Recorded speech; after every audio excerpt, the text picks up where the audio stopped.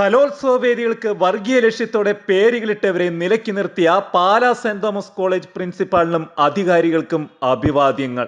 കോളേജിലെ യൂത്ത് ഫെസ്റ്റിവലുമായിട്ട് ബന്ധപ്പെട്ട് നടന്ന മത്സരത്തിന് 3 വേദികളാണ് ഉണ്ടായിരുന്നത്. ഈ 31-ാം തീയതി നടന്ന മത്സരത്തിന് ഇടയിൽ ഒന്നാമത്തെ വേദിയായ കോളേജ് ഓഡിറ്റോറിയത്തിൽ ഏതാണ്ട് 11:15 കർട്ടൻ താഴ്ത്തിയ സമയത്ത് ഒരു ഫ്ലക്സ് പ്രദർശിപ്പിക്കുകയുണ്ടായി. അതിനടിയിൽ ആ വേദിയുടെ പേര് പാലസ്തീൻ എന്ന് ചിത്രീകരിച്ചിരുന്നു.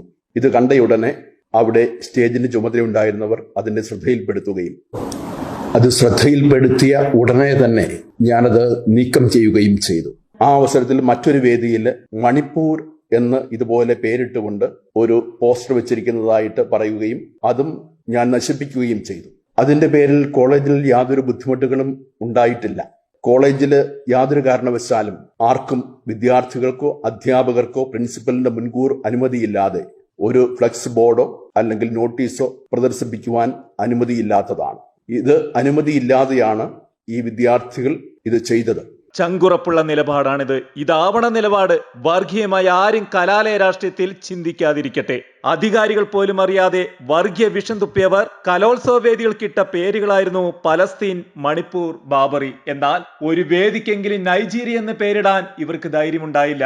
അങ്ങനെ പേരിടാൻ ഉറപ്പുള്ള ഒരുത്തരും ഈ പാർട്ടിയിലും ഉണ്ടായിരുന്നില്ല എന്ന് വേണമെങ്കിൽ പറയാം. ഞങ്ങൾ എന്തൊക്കെയോ ചെയ്തെന്ന് വീമ്പിടിക്കുന്ന ഇവർ നിങ്ങൾ ഈ ഇട്ട പേരുകളെല്ലാം ലോകത്ത് പീഡിപ്പിക്കപ്പെടുന്ന രാജ്യങ്ങൾക്കും ജനങ്ങൾക്കും ഐക്യദാർഢ്യം പ്രഖ്യാപിച്ചാണെങ്കിൽ ലോകത്ത് കൂടുതൽ ക്രിസ്ത്യാനികളെ ദിവസവും ഇസ്ലാമിക തീവ്രവാദികൾ കൊന്നൊടുക്കുന്ന നൈജീരിയയ്ക്ക് ഐക്യദാർഢ്യം പ്രഖ്യാപിച്ചുകൊണ്ട് പേരിടാൻ നിങ്ങൾക്ക് എന്താ ഭയമായിരുന്നു?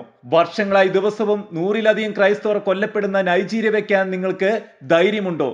വ്യാപകമായി കുടിയൊഴിപ്പിക്കൽ നടക്കുന്ന അർമേനിയ, തുർക്കി, ഇതൊക്കെ വേറെയും. പിന്നെ ഈ ഒരു ആത്മസന്തോഷമുണ്ടല്ലോ, ക്രിസ്ത്യാനികളുടെ കോളേജിൽ എന്തോ ഒരു വലിയൊരു കാര്യം സാധിച്ചു എന്നുള്ളത്. വരും കാലങ്ങളിലും ഇതേ ആവേശം നിങ്ങൾ കാണിക്കണം. എങ്കിലേ ഞങ്ങൾക്ക് ഞങ്ങളുടെ പിള്ളേരെ ബോധ്യപ്പെടുത്തുവാൻ പറ്റൂ എത്രത്തോളം നിങ്ങൾ ചിലരുടെയൊക്കെ അടിമകളായിരുന്നു എന്ന്. ക്രൈസ്തവർ പരിഭാവനമായി കരുതുന്ന തുർക്കിയിലെ കോര ഹോളി സേവ്യർ ദേവാലയം മുസ്ലിം പള്ളിയാക്കി മാറ്റിയപ്പോൾ ഇപ്പോൾ മണിപ്പൂരിന്റെയും ബാബറിയുടെയും പേരിൽ വേദിയൊരുക്കിയ ഈ SFIക്കാർ എന്തേ മിണ്ടിയില്ല? ഹാഗിയ സോഫിയ മസ്ജിദാക്കി മാറ്റിയപ്പോഴും നിങ്ങൾ പ്രതികരിച്ചില്ല. ഒരു യുവജനോത്സവ വേദിക്കും ആ പേര് ഇട്ടുമില്ല.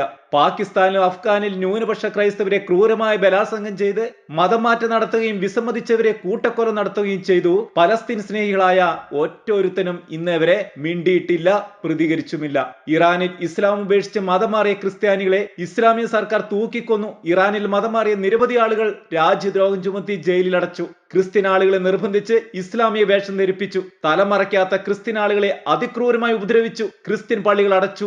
ഗാസ സ്നേഹികളായ ഈ കുട്ടി സഖാക്കളെ നിങ്ങളൊന്നും അറിഞ്ഞില്ലേ? ആഫ്രിക്കയിൽ ക്രിസ്ത്യൻസിന് കൂട്ടത്തോടെ മതപരിവർത്തനം നടത്തുകയും വെടിവെച്ചു കൊല്ലുകയും ചെയ്യുന്ന ബൊക്കോ ഹറാമിനെ പറ്റി ഇന്നേ വരെ 4 വരി എഴുതുവാൻ ഹമാസിനെ താലോലിക്കുന്ന നിങ്ങൾ എന്തേ ഒരുങ്ങിയില്ല? ഇസ്ലാമിക രാജ്യങ്ങളിൽ വിദ്യാർത്ഥികൾ ഉൾപ്പെടെയുള്ള ക്രിസ്ത്യാനികൾ കൂട്ടത്തോടെ പീഡിപ്പിക്കപ്പെടുമ്പോൾ, തലയറക്കപ്പെടുമ്പോൾ, ഈ മണിപ്പൂരിന്റെ പേരിൽ പലസ്തീന്റെ പേരിൽ മുതലക്കണ്ണീർ ഒഴിക്കുന്ന നിങ്ങളും നിങ്ങളുടെ നേതാക്കളും ഒന്നും തന്നെ അവരുടെ പൊതുവേദികളിലെ പ്രസ്താവനകളായോ പ്രതികരണമായോ നിലപാട് എടുത്തിട്ടേയില്ലല്ലോ. കലാലയ രാഷ്ട്രീയമാണ് സത്യത്തിൽ കേരളത്തിൽ ഇത്രയധികം രാഷ്ട്രീയ അടിമത്തം നിലനിൽക്കുവാൻ കാരണം. ഇന്ത്യയിലെ മറ്റൊരു സംസ്ഥാനത്തും ഇത്തരത്തിലുള്ള നെറികെട്ട കലാലയ രാഷ്ട്രീയം ഇല്ല. അവിടെയും കുട്ടികൾ പഠിക്കുന്നു, അവർ പുറത്തിറങ്ങിയ ശേഷം രാഷ്ട്രീയത്തിൽ ഇറങ്ങുന്നു.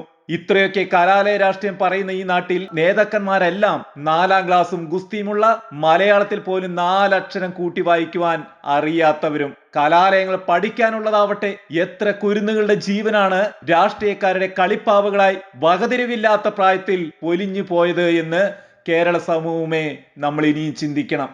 ഇതിനെക്കുറിച്ച് 2 പൂർവ്വ വിദ്യാർത്ഥികൾ പങ്കുവെച്ച കുറിപ്പ് ഇപ്രകാരമായിരുന്നു. ഒരുപാട് വർഷങ്ങൾക്ക് മുമ്പ് കോളേജ് അഡ്മിഷൻ സമയത്ത് ഓടി നടന്ന് അപ്ലിക്കേഷൻ കൊടുത്തു. ചെന്ന് കയറുമ്പോൾ മാനസികമായി ഒരു പോസിറ്റീവ് എനർജി ആദ്യമായി കിട്ടിയത് സെന്റ് തോമസ് കോളേജിലാണ്. 3 വർഷം ശരിക്കും പറഞ്ഞാൽ ജീവിതം മനോഹരമാക്കിയ 3 വർഷങ്ങൾ സമ്മാനിച്ച കലാലയമാണ് സെന്റ് തോമസ്. കഴിഞ്ഞ വർഷം ഒരു കുട്ടിയെ അപായപ്പെടുത്തിയ വാർത്ത വന്നപ്പോൾ നമ്മുടെ കോളേജിൽ ആയിരിക്കരുതേ എന്ന് ഞാൻ പ്രാർത്ഥിച്ചിരുന്നു. ഇന്നും ആ വഴി പോകുമ്പോൾ അറിയാതെ മനസ്സുകൊണ്ട് ആ പടിക്കെട്ട് ഒന്ന് നോക്കിപ്പോകും. അത്രയും മനോഹരമായ ഒരു കലാലയത്തിൽ ഇത്തരം കാട്ടിക്കൂട്ടലുകൾ നല്ലതല്ല.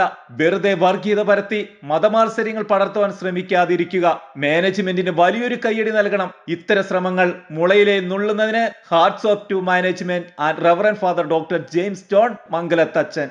മറ്റൊരു വിദ്യാർത്ഥി പങ്കുവെച്ച കുറിപ്പ് ഇങ്ങനെയാണ്: പാലാ സെന്റ് തോമസ് കോളേജിലെ പൂർവ്വ വിദ്യാർത്ഥി എന്ന നിലയിൽ എന്നെ ഏറെ വിഷമിപ്പിച്ച ഒരു കാര്യമായിരുന്നു കുറച്ചു ദിവസങ്ങൾക്ക് മുമ്പ് കോളേജ് ഗ്രൗണ്ട് കവാടത്തിന് കുറുകെ കെട്ടിയിരിക്കുന്ന സമരഭരിത കലാലയം എന്ന് എഴുതിയ വലിയ ബാനർ. ആ ബാനർ കണ്ടപ്പോൾ വണ്ടി നിർത്തി ഒന്നുകൂടി വായിച്ചു നോക്കുകയും മനസ്സിൽ വിഷമം തോന്നുകയും ചെയ്തു. കഴിഞ്ഞ ദിവസം വേദി 1 പാലസ്തീൻ, വേദി 2 ബാബറി, വേദി 3 മണിപ്പൂർ എന്ന പോസ്റ്റർ കണ്ടപ്പോഴും എനിക്കേറെ വിഷമം തോന്നി.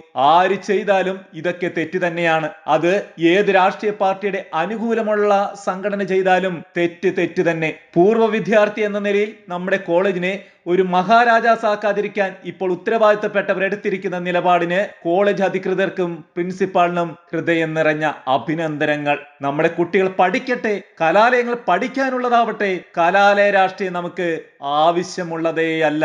തങ്ങളുടെ ചൊൽപ്പടിക്ക് നിൽക്കാത്ത, തങ്ങൾക്ക് നിയന്ത്രണമില്ലാത്ത ഏതൊരു ക്രിസ്ത്യൻ പ്രസ്ഥാനത്തെയും ഇല്ലാതാക്കുക എന്ന മാടമ്പിത്തരം ഇപ്പോഴും ഇവിടെ നിലനിൽക്കുന്നു. അങ്ങനെ പണ്ട് കേരളത്തിൽ ഉണ്ടായിരുന്നു. ക്രിസ്ത്യൻ വിദ്യാർത്ഥി പ്രസ്ഥാനങ്ങളെ വേണ്ട രീതിയിൽ സഹായിക്കാതെ ഒതുക്കിയതിന്റെയും എല്ലാവിധ സാഹചര്യങ്ങളും ഉണ്ടായിട്ടും ക്രിസ്ത്യൻ യുവജന സംഘടനകൾ ഉപയോഗിച്ച് തങ്ങളുടേതായ ഒരു വിദ്യാർത്ഥി പ്രസ്ഥാനം തങ്ങളുടെ വിദ്യാഭ്യാസ സ്ഥാപനങ്ങളിലെങ്കിലും ഉണ്ടാക്കിയെടുക്കുവാൻ കഴിയാതെ പോയതിന്റെ ഫലം കൂടിയാണ് ഇപ്പോൾ ക്രിസ്ത്യാനികളെ നമ്മൾ അനുഭവിക്കുന്നത്. കാലാകാലങ്ങളിൽ ഉണ്ടാകുന്ന രാഷ്ട്രീയ മാറ്റങ്ങൾ മനസ്സിലാക്കി അതിനനുസരിച്ച് ദീർഘദൃഷ്ടിയോടും ബുദ്ധിയോടും കൂടി ഉത്തരവാദിത്തപ്പെട്ടവർ നയങ്ങൾ രൂപപ്പെടുത്തിയെടുക്കാതെ പോയതാണ് ഇതിന്റെയൊക്കെ കാരണം. ഇത് വെറും ഒരു സാമ്പിൾ. യഥാർത്ഥ ഫലം പുറകെ വരാനിരിക്കുന്നതേയുള്ളൂ.